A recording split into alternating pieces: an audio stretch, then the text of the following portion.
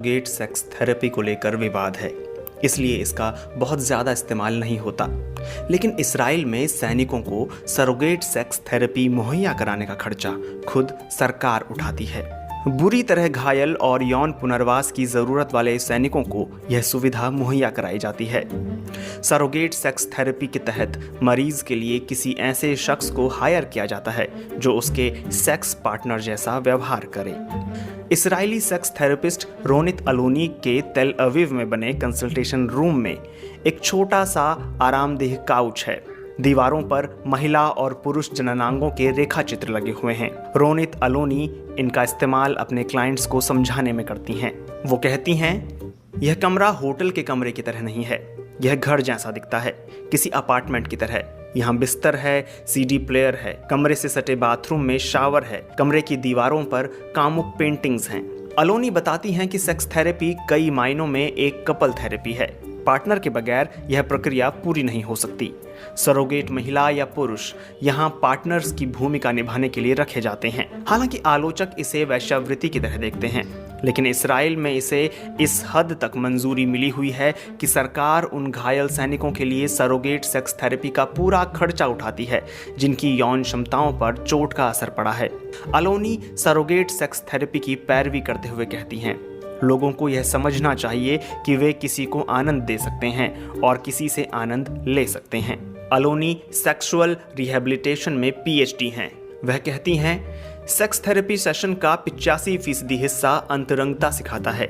इसमें अंतरंगता कायम करने के तरीके बताए जाते हैं। उन्हें एक दूसरे के करीब आने, स्पर्श, छूने के तरीके, शारीरिक आदान प्रदान और अंतरंग संवाद कायम करने के तरीके बताए जाते हैं। यह प्रक्रिया उस बिंदु पर पूरी होती है जहां आप यौन संबंध बनाने के लिए तैयार हो जाते हैं।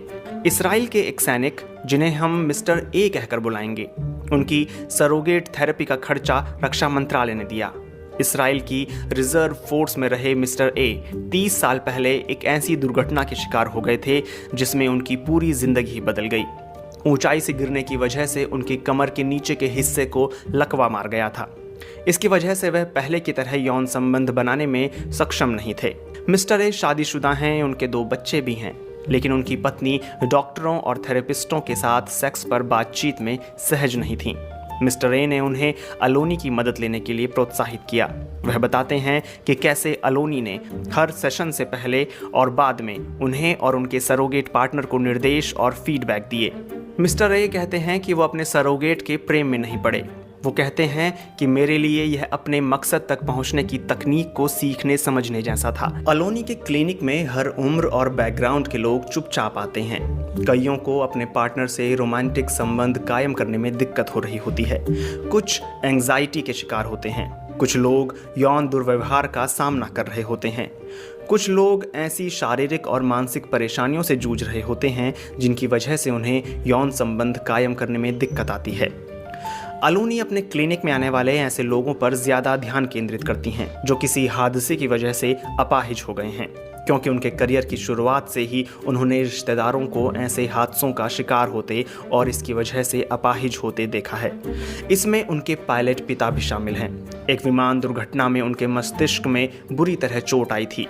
जब 1980 के दशक में वह वापस इसराइल लौटी तो उन्होंने शीर्ष धार्मिक नेताओं से सेक्सुअल सरोगेट के इस्तेमाल की अनुमति मांगी और फिर एक किबूत यानी ग्रामीण सामुदायिक जीवन से जुड़ी बस्ती के पुनर्वास केंद्र में थेरेपी देना शुरू किया। लेकिन उन धार्मिक नेताओं ने एक नियम तय किया, कोई भी विवाहित महिला या पुरुष सरोगेट नहीं बनेगा, और अलोनी अब तक इस नियम का पालन करती आ रही हैं। मध्य इसराइल में 40 साल के एक पूर्व रिजर्व सैनिक हैं। साल 2006 के लेबनान युद्ध में उनकी जिंदगी पूरी तरह ध्वस्त हो गई। हम उन्हें डेविड कहकर बुलाएंगे। लड़ाई में घायल होने की वजह से डेविड ना तो बोल सकते हैं और ना ही हिलडुल सकते हैं। डेविड ऑक्यूपेशनल थेरेपिस्ट की मदद से सिर्फ कम्युनिकेट कर सकते हैं। उनकी ज़िंदगी में बदलाव तब आया जब उनके ऑक्यूपेशनल थेरेपिस्ट ने उन्हें सरोगेट सेक्स थेरेपी का सुझाव दिया। डेविड कहते हैं कि सरोगेट थेरेपी की शुरुआत में मैं खुद को एक लूज़र की तरह महसूस करता था, इससे ज़्यादा कुछ भी नहीं। लेकिन थेरेपी के दौरान मैं खुद को एक युवा सुंदर पुरुष की तरह महसूस करने लगा। घायल होने के बाद पहली बार मेरे अंदर यह एहसास आया था। इसने मुझे ताकत और उम्मीद दोनों दी। नियम है कि सरोगेट और क्लाइंट्स थेरेपी सेशन के बाहर एक दूसरे के संपर्क में नहीं रह सकते, लेकिन डेविड और उनकी सरोगेट महिला, जो अपने नाम के आगे सिर्फ सेराफिना लगाती हैं, उनको डॉक्टर अलोनी के क्लिनिक ने सेशन खत्म होने के बाद भी संपर्क में रहने की खास इजाज़त दी। इतने दिनों में डेविड की सेक्स लाइफ आसान नहीं रही है, लेकिन कोविड-19 संक्रमण के फैलने से पहले ही उन्होंने लोगों से मिलना जुलना और करियर में मदद लेने के बाहर जाना शुरू कर दिया था। सेराफिना रोनित अलोनी के क्लिनिक में 1 दशक तक काम कर चुकी हैं। वो कहती हैं, वैसे लोग जो अंदर ही अंदर दर्द झेल रहे हैं और जिनकी ज़िंदगी में इस तरह की गोपनीय पहलू हैं, उन सभी लोगों की मैं मदद करना चाहती हूँ, क्योंकि मैं जानती हूँ मुझ में इसकी क्षमता है। वह लगभग 40 क्लाइंट्स के साथ काम कर चुकी हैं, इनमें एक सैनिक भी था, लेकिन उनका कहना है कि डेविड जिस भयानक तरीके से घायल हुए थे, उसने एक अनोखी चुनौती पैदा कर दी थी। वह कहती हैं, अब तक के मामलों में डेविड का केस सबसे एक्सट्रीम था। यह रेगिस्तान में चलने जैसा था, जहां आपको दिशाओं का कुछ पता नहीं चलता। रोनित अलोनी कहती हैं कि किसी व्यक्ति का आत्मविश्वास लौटाए बगैर आप उसका पुनर्वास नहीं कर सकते। जब तक आप उस शख्स को महिला या पुरुष बरकरार रहने का एहसास नहीं करा देते, तब तक उसे पुरानी ज़िंदगी में नहीं लौटाया जा सकता। आप हमारी ज़िंदगी के इस हिस्से को नज़रअंदाज नहीं कर सकते। यह काफ़ी अहम है और ताकतवर पहलू है। यह हमारे व्यक्तित्व का केंद्रीय हिस्सा है।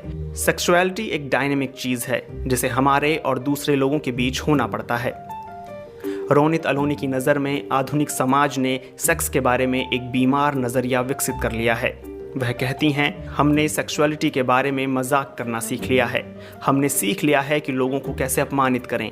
हम या तो सेक्स के बारे में बेहद रूढ़िवादी हो गए हैं या फिर अतिवादी। यह संतुलित कभी नहीं रहा है। सेक्सुअलिटी जिंदगी है। इसी के ज़रिए हम जिंदगी लाते हैं। यही प्रकृति है।